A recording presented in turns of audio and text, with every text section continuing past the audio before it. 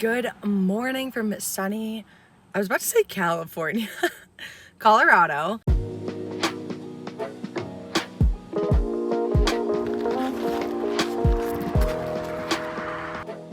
But today we're going to talk about a few businesses I've started in the past few years that have made me never enough money, not even close, to pay my rent. That'll lead us up to the business that I am starting. Well, I've already started it. It's right now. So cheers.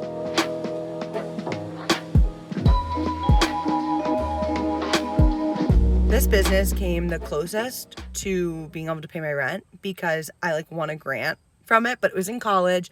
And basically I got a grant money from it from just starting the idea of having a gender neutral clothing store pop-up. Take yourself back to circa 2016. Pop-ups, I feel like, were all the rage. And there was not a lot of androgynous clothing stores, and it wasn't really talked about at all.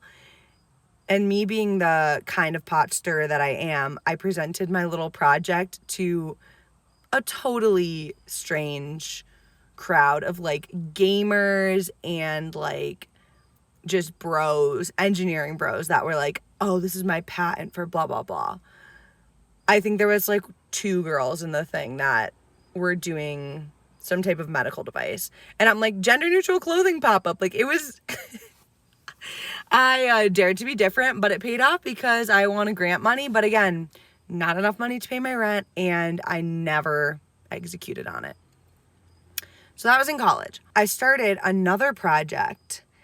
It wasn't ever supposed to be a business. It was more of a project. It was called Project U&2.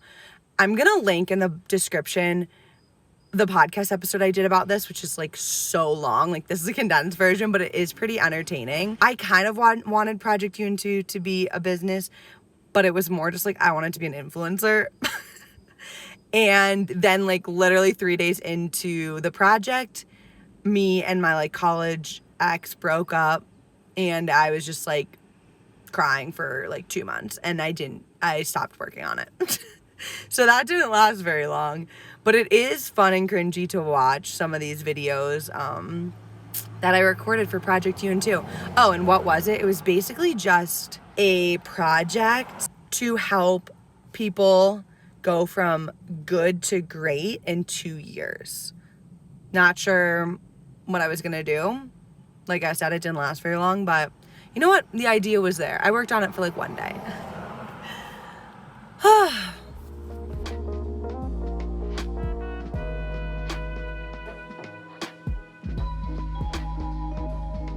Is starting a podcast starting a business? That's my question. Kind of yes and no, in my opinion. I think I've made $20 from it, so not paying my rent, but you can literally go listen to all 60 episodes if you haven't already. So yeah, that was kind of a successful business, not a high money generating business. You know what I mean? Got to work on that business model. I want to keep doing it, but I don't want it to be a business. I want it to be a tool for a business, for my business that I'm starting that's monetizable. I would use that as just a supplemental thing, kind of, but hold tight. All right, so then I wanted to do freelance marketing, and I wanted to work for a company or multiple companies. And well, first I wanted to do consulting, but I didn't really know what to consult on, considering all these other businesses were not the best. So I was okay, I don't really have any credentials. I just want to help people. Not a good business model, right? So then that translated, I iterated on that, and it started to be a freelance business where I would help small women-owned businesses, because I wanted to grow those businesses specifically with marketing or whatever they needed help with. And I actually got one client, Yoni Circle.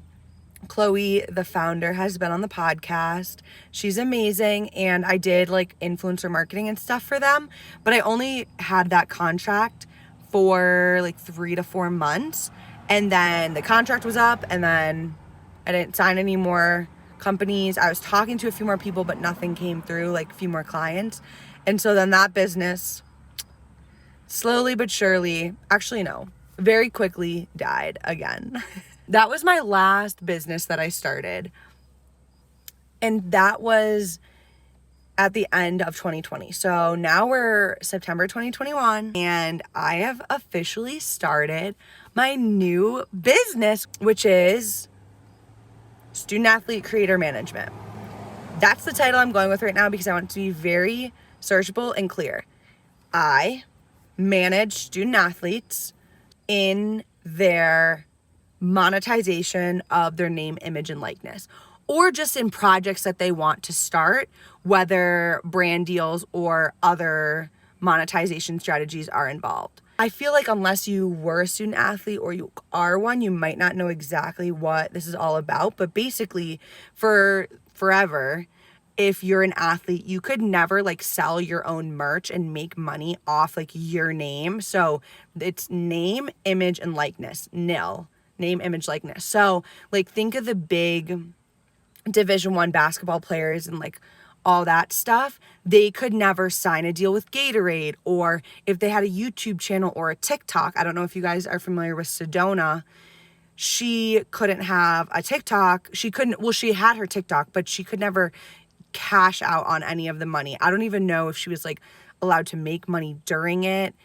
I'm not completely sure, but you could not make any money off yourself. Now, after a bunch of years, student athletes are able to not only like sell merch or host camps or do autographs or those type of like athlete center things, but athletes can have YouTube channels and TikToks and make money off their name, just like I can make money off my name because I was a student athlete, now I'm not. Now that there's this opportunity, people like me who are student athletes and understand what that is like can help and manage like other influencers and, you know, celebrities and Instagram people and whatever, YouTubers have managers to help them manage brand deals, contracts, organizing their schedule, any travel, help with like getting stuff done. Like, hey, if you're a student athlete and you want to make merch or you want to write a book or you want to write a children's book about your sport, like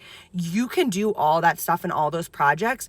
And not only can you do it, you can make money off it. And so you come to me with your ideas or I kind of help you get started. And if you have a following, great. If you want to grow your following, even better. And I work with you, and basically how I would make money is just off commission. That is the business. And I've reached out to a few athletes so far, and then I was like, you know what, for like my first athlete and first clients, I really need to work with people that I like know or like just know by a degree. So I've been talking to like my network of people that I played sports with in college and their siblings and people that are younger to work to get my first clients. And then at the same time, I've also started to work with my network of brands and businesses that I'm like, oh, these would be so great to partner with my athletes for brand deals or for influencer marketing. I'm obsessed with this because I feel like there's so much creativity. There's so much room for opportunity if you can just put the puzzle pieces together. And I am super organized, and I don't know why I'm pitching myself right now, but if you're a student athlete, you want to work together, let me know because it's going to be me working with you. It's not like these kind of big companies that are coming out, and maybe that would be great for a Division I student, like Barstool Athlete. They're like, oh, if you're a D1 student, you can be a Barstool Athlete. And it's like, is that like, that's kind of fun for clout. Like I can put it in my bio and get like invited to parties and get free Barstool merch. But if you have ideas that are more than that and you want to work with them and you want to have someone that like really cares about your personal growth and also like gets what it's like being a student athlete, like you don't have time for this, but you still want to make it happen, that's why I'm here. So that's my business, and I'm so freaking excited.